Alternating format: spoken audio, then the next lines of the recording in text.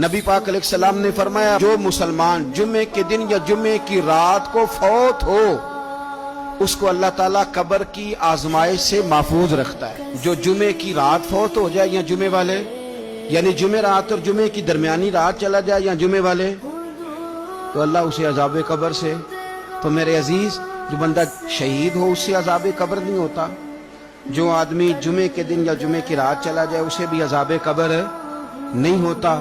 اور میرے رسول کریم صلی اللہ تعالی علیہ وسلم نے فرمایا جو بندہ ایک دن اور ایک رات، یہ حدیث صحیح مسلم میں، سنن ترمذی میں، مصنف عبدالرزاق میں موجود ہے، ایک دن اور ایک رات اللہ کی رضا کے لیے اسلامی سرحد پہ پہرا دے۔ میں اور آپ سوئے ہوئے ہیں لیکن وہ لوگ جو فوجی بارڈروں پہ کھڑے ہیں، دیکھو مدینے والے محبوب کس کس پہ کرم فرماتے ہیں۔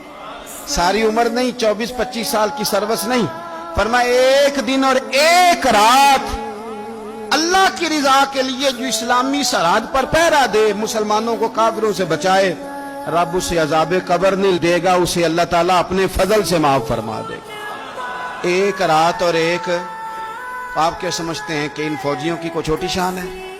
ان کا کوئی چھوٹا مرتبہ ہے؟ ایک دن اور ایک رات اگر یہ پہرا دیں تو اللہ انہیں اتنا انعام عطا کرتا ہے۔